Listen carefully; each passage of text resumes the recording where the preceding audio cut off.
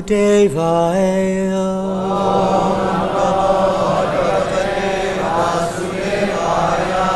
Om Namo Bhagavate Vasudevaya.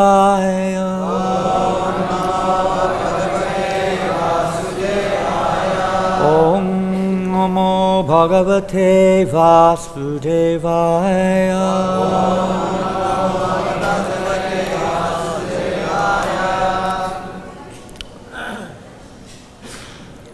We are reading from the Srimad Bhagavatam. Text 45, is that correct? Yes. Canto 7, Chapter 8, Text 45. The Lord slays the king of the demons. Can you hear at the back? Maharaj, can you hear? It's good, huh? Okay. Kindly repeat. Shri Siddha Uchuhu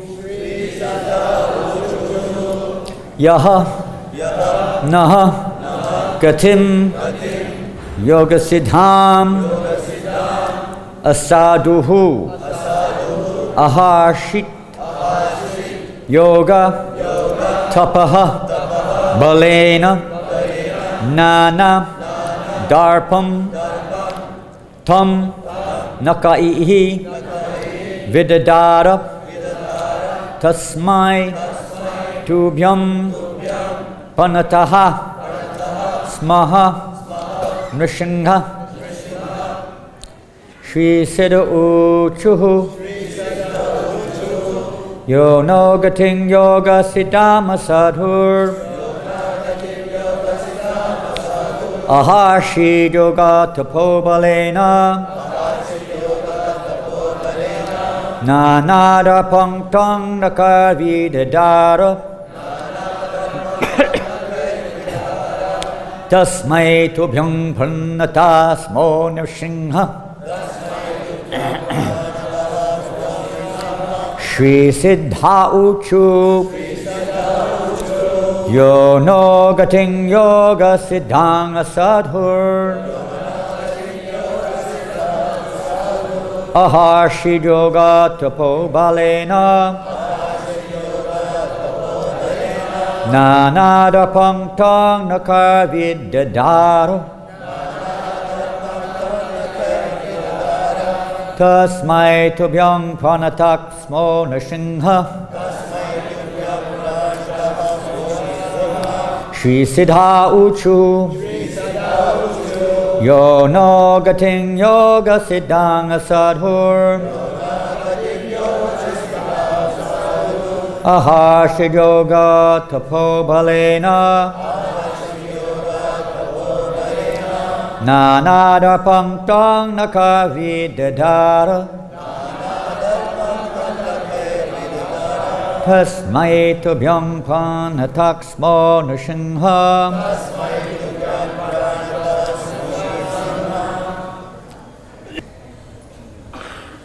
Naha, our.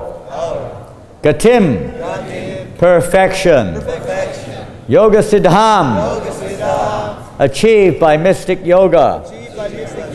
Asaduhu, most uncivilized and dishonest. Aharshit, stole away. Yoga of mysticism. Tapaha and austerities. Balena, by the power. Nanadarpam, proud due to wealth. Opulence and strength. Tam, him. Nakaihi, by the nails. Vidadara, pierced. Tasmai, unto him. Tubhyam, unto you. Pranataha, bowed down. Smaha, we are. Nrishingha, O Lord Nrsingadev. Translation and purport. By His divine grace, A.C. Bhaktivedanta Swami Prabhupada. Jai. Continuing the prayers of the demigods, trying to appease the angry Lord Nrsingadev. Sometimes when somebody gets angry with us, we try to appease them. We try to, please forgive me, please calm down, whatever it is, somehow or another. They're trying to calm him down. Okay, so the Siddhalokas, residents of Siddhaloka, now the inhabitants of Siddhaloka prayed, O Lord Nrsingadev, because we belong to Siddhaloka, we automatically achieve perfection in all 8 kinds of mystic power. Yet, Hiranyakashipu was so dishonest that by the strength of his power and austerity, he took away our powers. Thus, he became very proud of his mystic strength. Now, because this rogue has been killed by your nails, we offer our respectful obeisances unto you. Purport by Srila Prabhupada.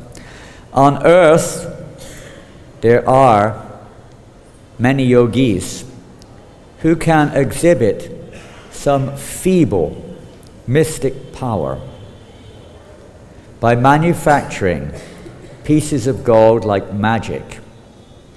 But the inhabitants of the planet Siddhaloka are actually extremely powerful in mysticism. They can fly from one planet to another without aeroplanes. This is called Lagima city. Does anyone have any paper tissues, perchance?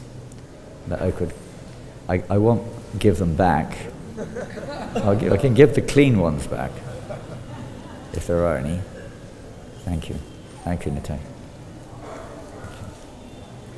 A friend in need is a friend indeed.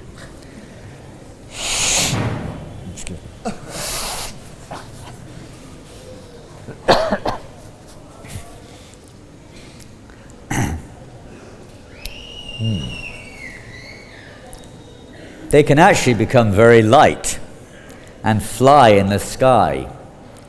By a severe type of austerity, however, Hiranyakashipu excelled all the inhabitants of Siddhaloka and created disturbances for them. The residents of Siddhaloka were also beaten by the powers of Hiranyakashipu. Now that Hiranyakashipu had been killed by the Lord, the inhabitants of Siddhaloka also felt relieved. End of purport. Excuse me. Hare Krishna, dear devotees. Thank you for your association, and pray for your mercy that I may be able to render us this fortunate service to our beloved Srila Prabhupada, to speak on the Srimad Bhagavatam, which is so mercifully presented to the world, showered upon the world to counteract the ill effects of the, similar in the sense of the innumerable, very small, as Prabhupada says here, feeble attempts, but the Hiranyakashipu mentality which pervades this Kali Yuga.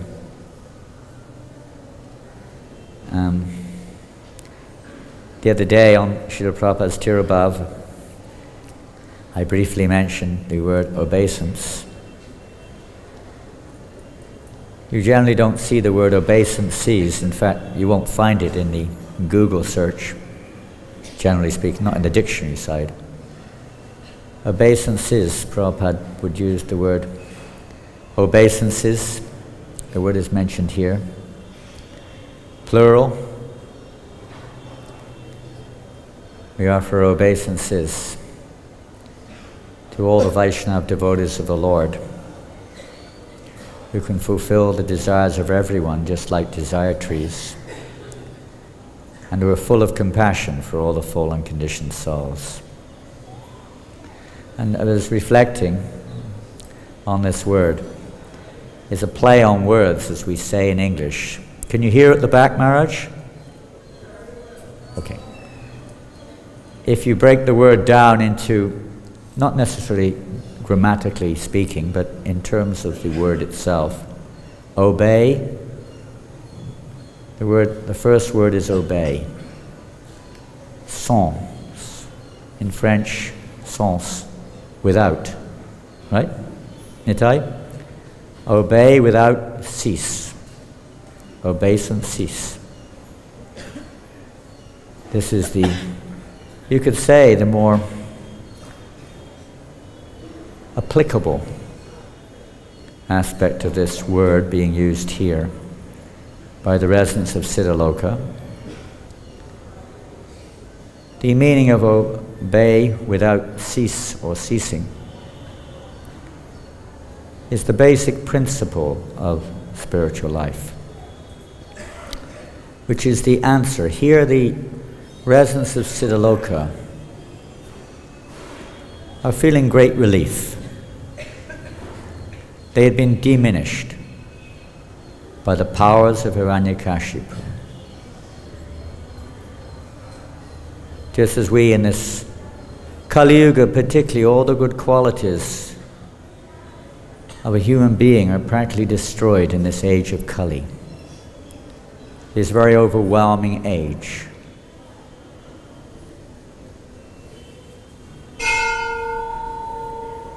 The Siddhas are,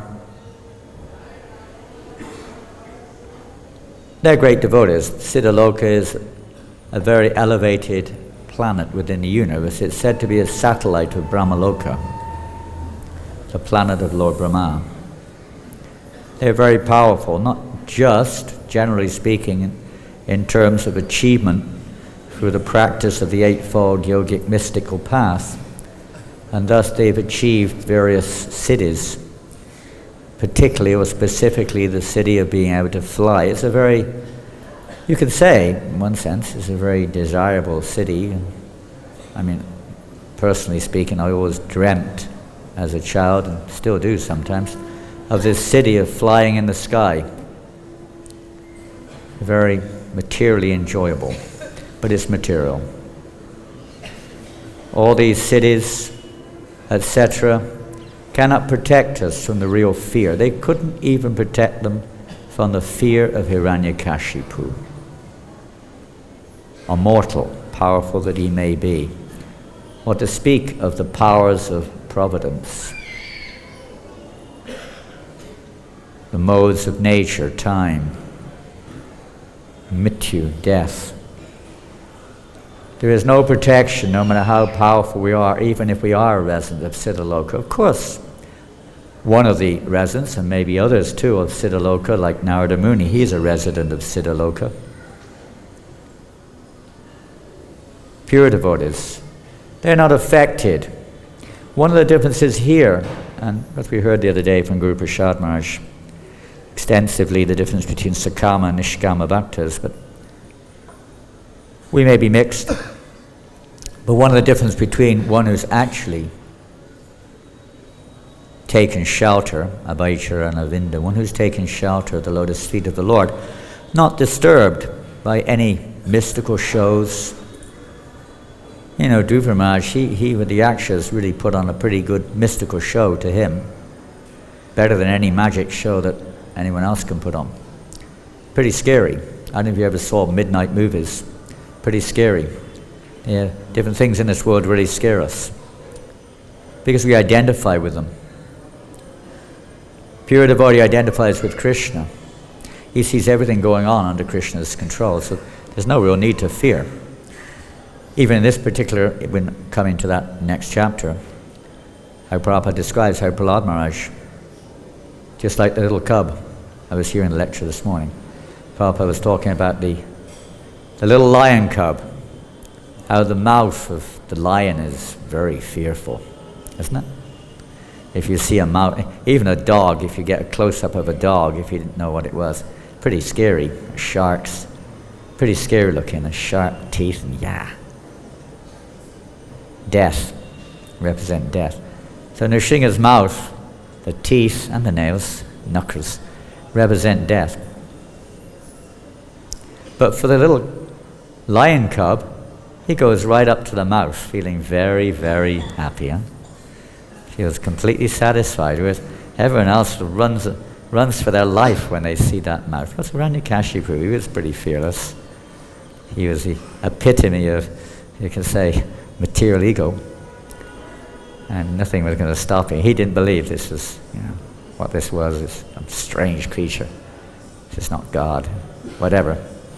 Represent him. Maybe God sent him. But, generally people are scared stiff of the great. But one, like the ocean, I don't suppose anyone here has ever found themselves alone in the middle of the Pacific Ocean. You can imagine what it's like. He lives next door to it. Thousands of miles of ocean all around and nobody. Waves 10, 20, 30 feet high. Pretty scary.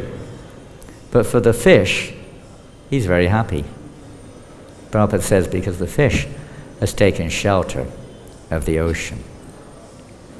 Therefore all the fears, whatever they may be, because there are other dangers, but that one is not there for the fish. In this verse, there's some interest. I was thinking in this terms that, that the siddhas are saying here that Hiranyakashipu, by the strength of his austerities, has taken away, what does it say here? By the strength of his power, he's taken away our powers.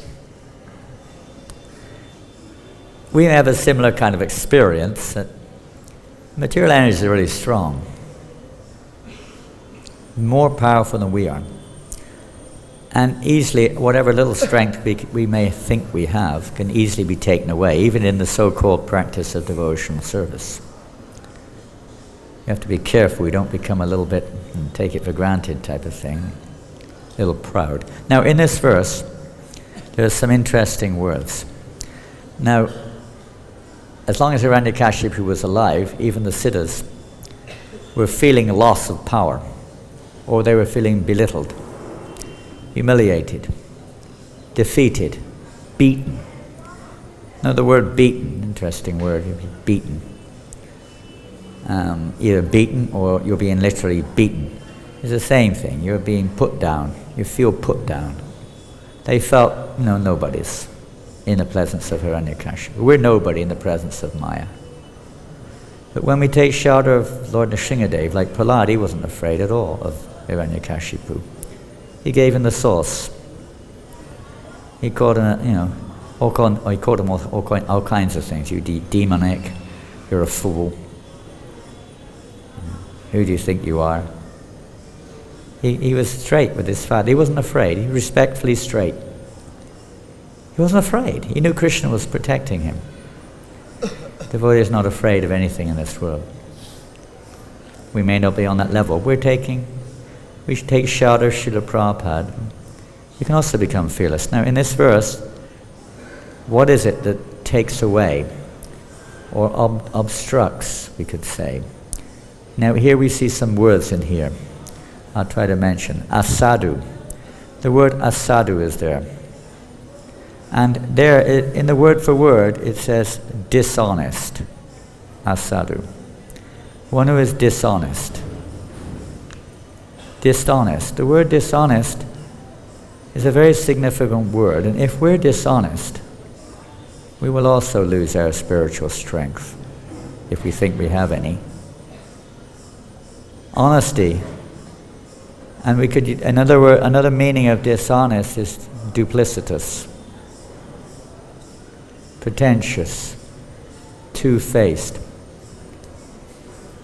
If we take the word duplicitous, the opposite word is simplicity.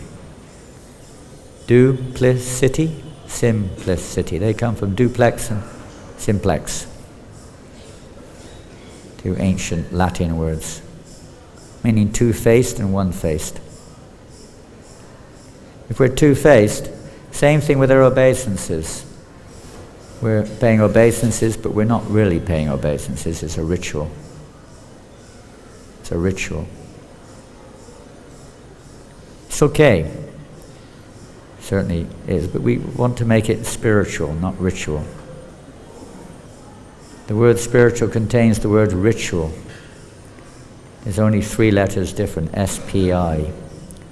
S-P-I, I kind of meditate on it. It stands for Srila Prabhupada's instructions, which make the ritual spiritual. Obedience, obeisances, make the ritual spiritual. That becomes what's called sincere. Simplicity is sincere. Straightforwardness, honesty, open, not hiding, not saying one thing and intending another. In our devotional service, we have to set our goal, know what our objective is. Everything should be directed for that purpose. Sometimes we get caught with so many other goals, mystic powers, name and fame, so many anarthas, blocking our actual relief. We may think that gives us relief, but how long it lasts? A moment. Taking shelter. And here, actually, in the word for word is interesting. The word darpam is also mentioned. But in the translation, the word for word goes into more extensive, say, meaning of darpam. It just means pride, being proud. But proud, Prabhupada says, proud due to wealth, opulence and strength, which is the goal for most people, isn't it? They want to get wealth. Some people are honest about it. The Chinese people, or at least they're honest about it. They openly declare their goal of life is money. Kind of an honesty. It's actually not really, it's actually as sadhu. Because as long as we're trying to see things separately from Krishna, we're a sadhu. We see things in relationship to ourselves. And in one sense, enjoy or like or dislike, duality comes in. It's dishonest. As long as we're experiencing duality, we're still affected by this dishonesty. Because we're still identifying ourselves with this material body as the self, or the mind. I'm talking for myself. So due to wealth, opulence is also wealth. It can also mean qualities which we may possess. Strength, avarice, and strength is one of them, or beauty. One may have great... Hiranyakashipu had all these things. The material world also appears to have all these things, and people within it, to a certain extent, reflect some of them for some time. And we get enamored by it. We get enamored, unless we become entangled. And we become fearful. If we don't get what we want. Another aspect of this is that one's objectives are thwarted. In the material world, they're always thwarted. We're setting the wrong goal. They're atmasanyasvasatsvapi. They're fallible. We take shelter of something and it's only temporary. It's gone. Someone else takes it away. We get taken away. We lose it. And strength. What strength do we have? Very little. Even Hiranyakashipu was so proud of his wealth, opulence, strength, and all of his other qualities. His knowledge also, extremely knowledgeable. Very knowledgeable. It said here, he even usurped or surpassed Narada Muni. He was very knowledgeable. He knew the Vedas pretty well. The materialists, sometimes they're pretty knowledgeable. Not really, but I mean, relative to me anyway, materially speaking. But they're proud of their knowledge. Deva's not proud of his knowledge. He may have a PhD. We have to be careful. We don't get proud of it. Or we may have some, good karma. For some reason we're good at something or another. Managing, speaking, whatever it is we've got, even if it's developed by our good activities in this lifetime, we still got to be careful. Pride, damba can come in at any time in our devotional service. It's a major cause of us losing our spiritual tejas, our spiritual purity, our spiritual power. Major cause. And that means we'll lose our enthusiasm. We'll lose our desire. Now I'm going to read something, if you excuse me. I don't usually do this. It's a kind of, occasionally I do. I would like to read something from Srila Prabhupada. Well, first I'm going to read the translation.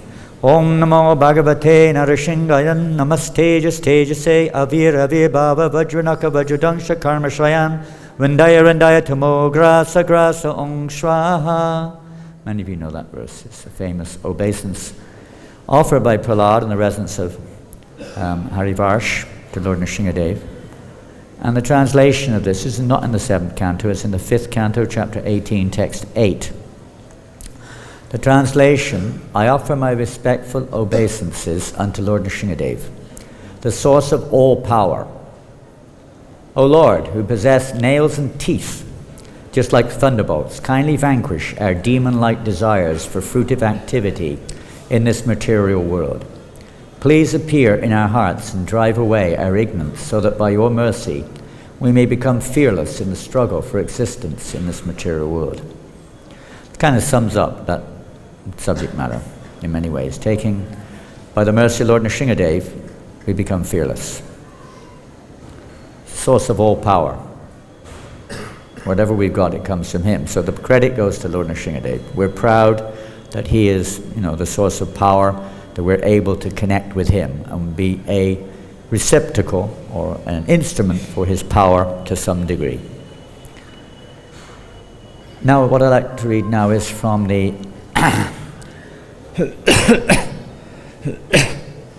from Srila Prabhupada. This is a morning walk on March the 9th, 1974. Maybe Sriti Kej Prabhu, were you there?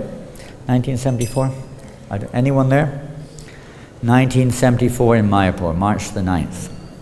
Early days for devotees going to Mayapur. Well, Prabhupada says, everyone is in a bona fide disciplic succession, provided he keeps the tradition. Keeps that tradition. Apani achari Prabhu jivi shikaila. One must behave that I belong to this disciplic succession. I must keep myself fit for the post. Then it is all right.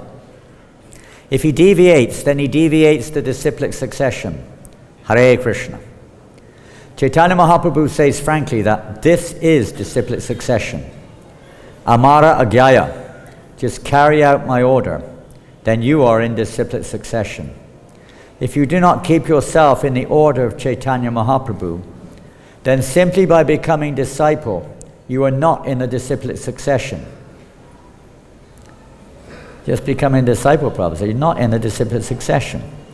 If we want protection in the disciplic succession from the effects of everything else around us, this is disciplic succession. Chaitanya Mahaprabhu said this clearly, Amara Agyayo Guru Hona Tara Desh. Wherever you live, you become a spiritual master. How? Yare Deka Tare Kaha Krishna Upadesh. Is that someone's mobile? Is it the mobile or what is it? Pardon? Can you turn it off, please? Please turn your mobiles off, if you have them. Whomever you meet, you only speak what Krishna has instructed. Then you are disciplic succession. It doesn't matter what you are and where you are. It doesn't matter. This is disciplic succession. And if you think, now I am initiated, I am now liberated, I have no other business, you are not in disciplic succession. You must preach. That is disciplic succession. This is the shelter. The only shelter from the effects of this age of Kali is the disciplic succession. Even the holy name may not give shelter if it's not delivered through the parampara, through the disciplic succession. It's the pure devotees of the Lord who give us that shelter. They are the dust at the lotus feet of the Lord, who come in this world to shower that mercy on everyone. It's like radiation. If we get touched by that radiation, we're permanently affected. We have to take shelter of the dust of their lotus feet. The dust of their lotus feet are the instructions they give. And if we abide by those instructions, carefully applying them, obeisances, in our life, then we can be protected. We are, no doubt, at least I am, still haunted by various anarthas from the past, and still tendency to offend the Vaishnavas, and offend the name, and offend the Dham, and offend devotional service, and everything else you can think of, and ordinary living entities. I don't know how many ants I've killed since I've been in Vrindavan. It's embarrassing. It's to help to bring us to that point of repentant heart. Repentant heart is a sincere heart, realizing we have no other shelter. We cannot fight, like nobody could fight against, in the universe, no one could fight against Nrsingadev, or even Hiranyakashipu. We can't fight against the material energy. The material energy for a devotee seems very strong, overwhelming. And we can't fight against it, even our minds. Bhaktisiddhanta Saraswati Maharaj explains. When we're chanting, for instance, the mind is going haywire sometimes. We can't fight against it. The whole idea is we take shelter of Krishna. Srila Bhaktisiddhanta Maharaj says one who thinks that they can overcome the illusion of inattention single-handedly, said it's impossible. It is impossible for the jiva to single-handedly overcome the illusion of inattention. It is only possible by the mercy of the Lord. Therefore one should fervently pray for the Lord's mercy to overcome this inattention. It's not possible for the jiva to independently overcome that. We can try, but in the ultimate picture, it depends on Krishna's mercy. Maya is under his control. We have to pray for his mercy, sincerely. Sincere is also a Latin word, referring to the marble, unblemished marble, pure marble. Marble does not have any, oftentimes marble has some blemish, some mark, some defect. Anyabilasata shunyam jnana kamajid. Devotional service which is not tinged by any other motive. Basically means any other motive. The only motive of devotional service is Krishna Nishilam, Anukulyena Krishna, to please Krishna. That which is pleasing for Krishna. We only learn that from the pure devotee, and that's the only place that, otherwise if we're harboring motives, other motives, we'll still be experiencing this fear. We'll be worried about our image, worried about what people think, feel uncomfortable when there's somebody who's got more than me, whatever it may be. Pride, damba is still affecting us. There's sincere prayer, there's sincerely taking shelter, obeisances of the pure devotee of the Lord. I'm going to read a purport. I don't know how much time. I've got a wonderful, there's one book called Kalena Kalpataru. It's a series of songs by Bhaktivinoda Thakur. If you ever get the chance, please read this. I know we first got to read Prabhupada's books. This is again where we get our clarification, where we get our strength from is from Srila Prabhupada. And that strength comes from associating with Prabhupada. And specifically, we can associate with him by reading his books with sincerity, not mechanically. That's also okay, in one sense. But if we really want to get the shelter and the direction to focus on the goal, we should read very attentively, as much as we can, Srila Prabhupada's books, regularly every day.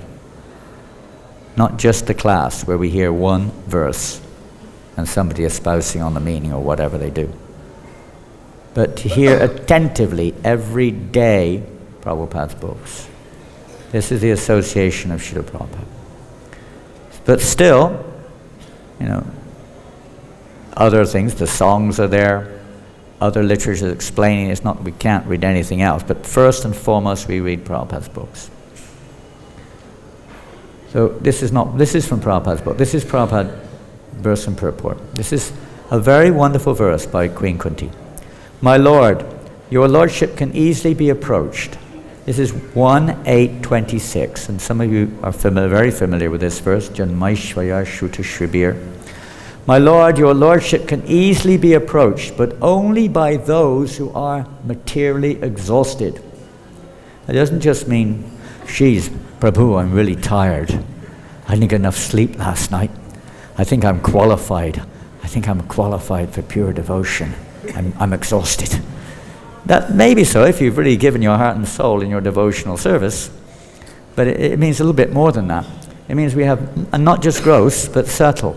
We have no more subtle desires to try to, be duplicitous in this world, engage in devotional service with the intention of getting some name, fame, prestige, or whatever it may, some pratishtha of some kind, or some sense gratification, or whatever it may be. Some comfort zone in the name of being a devotee. Just wearing tilak and this and that doesn't make one a devotee. We've got to have the mood of a devotee. Imbibe that mood from Prabhupada, that selflessness, that purity.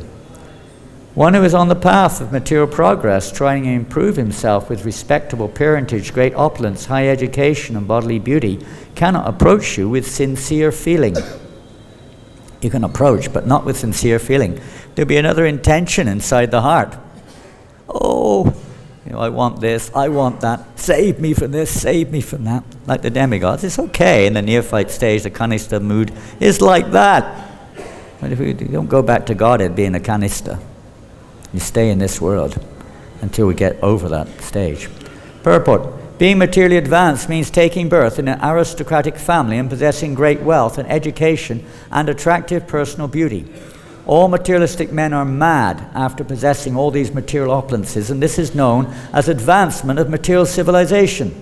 But the result is that by possessing all these material assets, one becomes artificially puffed up, intoxicated by such temporary possessions.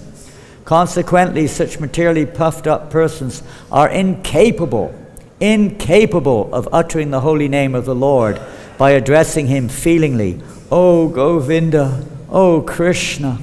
It is said in the Shastras that by once uttering the holy name of the Lord, the sinner gets rid of a quantity of sins that he is unable to commit.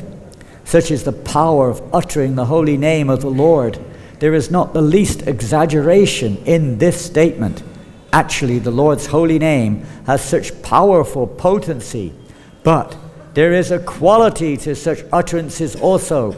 It depends on the quality of feeling. A helpless man can feelingly utter the holy name of the Lord, whereas a man who utters the same holy name in great material satisfaction cannot be so sincere. A materially puffed up person may utter the holy name of the Lord occasionally, but he is incapable of uttering the name in quality. Therefore, the four principles of material advancement, namely high parentage, good wealth, high education, and attractive beauty, are, so to speak, disqualifications for progress on the path of spiritual advancement. The material covering of the pure spirit soul is an external feature as much as fever is an external feature of the unhealthy body. The general process is to decrease the degree of the fever and not aggravate it by maltreatment. Sometimes it is seen that spiritually advanced persons become materially impoverished. This is no discouragement. On the other hand, such impoverishment is a good sign, as much as the falling of temperature is a good sign. The principle of life should be to decrease the degree of material intoxication, gross and subtle, which leads one to be more and more illusioned about the aim of life. Grossly illusioned persons are quite unfit for entrance into the kingdom of God. Hare Krishna. Now another word mentioned in this verse is tapaha. And we all know what tapaha means. Austerity. Austerity, Prabhupada, sometimes we kind of impose our own idea of what it means. And sometimes it may be acceptable, it may be authorized, we should check it, whether it's authorized by the spiritual master. But the actual meaning of tapasya is to actually follow the instructions of the spiritual master sincerely, not to make our own invention of that. And particularly, as we heard just now, to preach the message of Krishna consciousness, to give it to others, to practice and to preach. We don't have to become. Prabhupada was not such a one. Shruti Kirti Prabhu can tell us more. He wasn't one for extreme austerities from the materialistic perspective. The real austerity is to give up this false ego of expecting some respect, of giving all honor to one's spiritual master and Krishna, and having complete faith in the holy name, realizing I have no other shelter, no other process in this age of Kali can protect me other than taking, according to the direction of my spiritual master, shelter of the holy name, chanting the holy name under his shelter. Otherwise the holy name will not reciprocate, or will reciprocate in a different way. You'll get material returns, you may even get liberation, but one will not get love of God. The ultimate goal will not be achieved, and thus one will not become fearless. One will not get actual relief. The actual relief is when we give up our endeavor, you could say. Even Prabhupada said, and one, as we were hearing the other day, Prabhupada was saying that he said, actually, if real devotional service, he said, means that we accept what the spiritual master asks us to do. We don't say, I want to do this, I want to do that, this is this. We may do that in the beginning. But he said that's actually sense gratification. It's mixed devotional service at best. Pure devotional service means whatever you want me to do. That is pure devotional service. Following that sincerely without any expectation of return. Anashrita kama palam karyam karma karotiya sasanyasi chiyogicha niriragnina chatriyaha. Not expecting anything in return. It's pure devotion. That is austerity. Oh, I'm just going to... The tapasya required, Prabhupada said, here's regarding reading books. To read Krishna's instruction, Prabhupada said, that tapasya required. To read Krishna's instruction, Bhagavad Gita, Srimad Bhagavatam, try to understand Krishna. That's tapasya, to read Prabhupada's books. Sometimes we don't want to. We'd rather read something else. And try to understand. Because that tapasya, if you take little painful, but we avoid it. We think it is painful. Who is going to read books? We are meant for selling books. This is another aspect of it.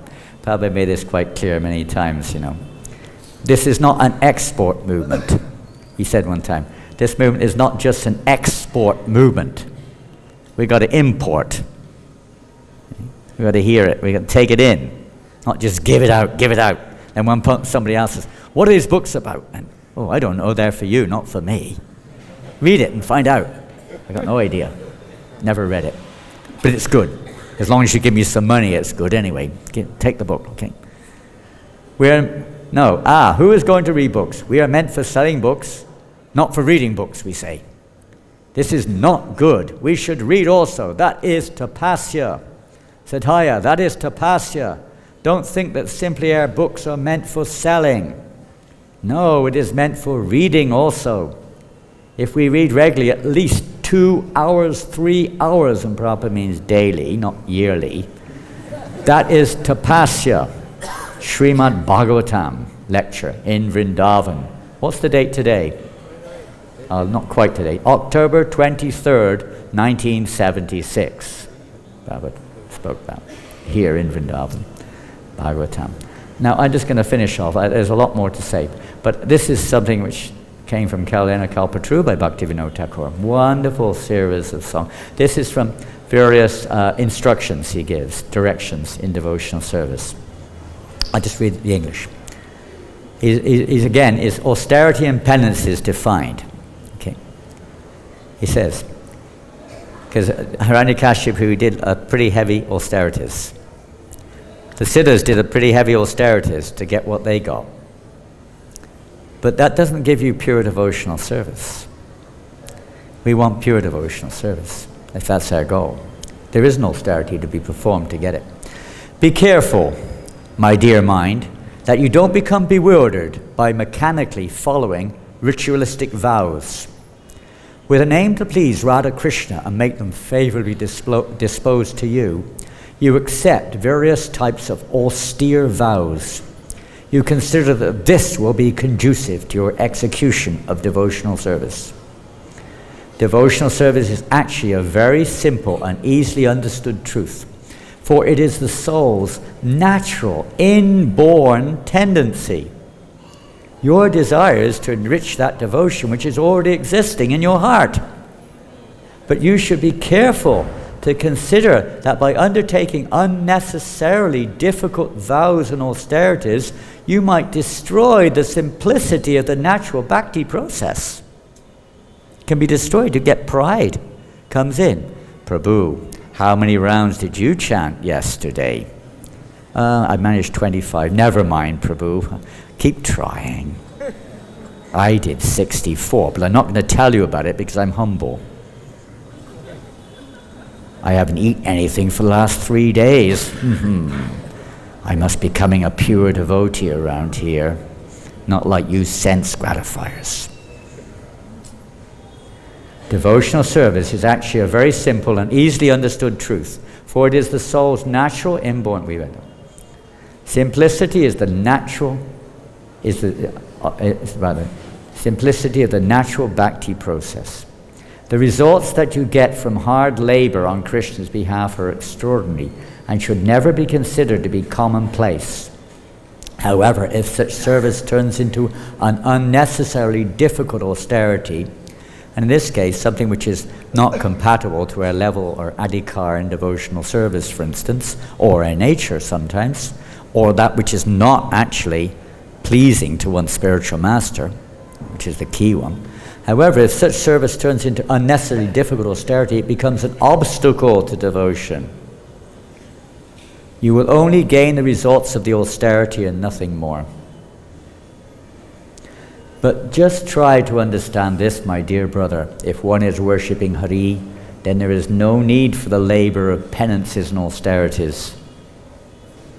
If devotional service, because the purpose of that is to worship Lord Hari. The ultimate purpose of all austerities, all penances, of knowledge, of everything, is to worship the Lord. So if one is actually engaged by the pure devotee in doing that, you've achieved the purpose of all these other activities. There's no need to make a separate endeavor. If it's authorized to improve your service to the spiritual master, fine. If devotional service does not manifest, and that should be in the characteristics of devotional service, not just doing things, but the feeling, the quality we have in our relationships, our respect for each other, our appreciation for devotional service, our humility, our dependency, developing the qualities of a devotee should be developing. Otherwise, something's not quite right. Maybe you've heard the 26 qualities of a devotee. One time, Srila Prabhupada in New York, he asked the devotees, Prabhupada said to the devotees, so, what are the 26 qualities of devotional service? Well, nobody could answer. Of a devotee, not devotional service. What are the 26 qualities of a devotee? Nobody could answer. Silence. Early days, 66. Paul, Steve, Bruce, Prabhupada was using their material, the pre-initiation names. Nobody could answer. Then one very intelligent devotee spoke and said, Swamiji, it's in the book. It's in the book. Very clever. Prabhupada said, then you better read the book. Otherwise, you've got to know what they are. You've got to know by the symptoms, not just by some, to see by the symptoms, not the dress, but the actual coming from within. If devotional service does not manifest, then the insignificant result of that austerity will never be valued by true Vaishnava at any time. From all this, just try to understand the deep inner significance of the principles of Vaishnava behavior.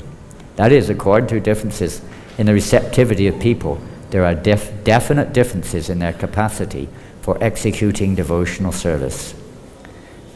Bhaktivinoda's humble submission is that you should just become a sahagrahi and accept the essence of complete surrender to Krishna. One who takes the essence, makes that its life and soul. thus becoming freed from and transcendental to all types of scriptural rules and regulations. We don't imitate that, but we take the essence at our stage of the instructions of the spiritual master as our life and soul.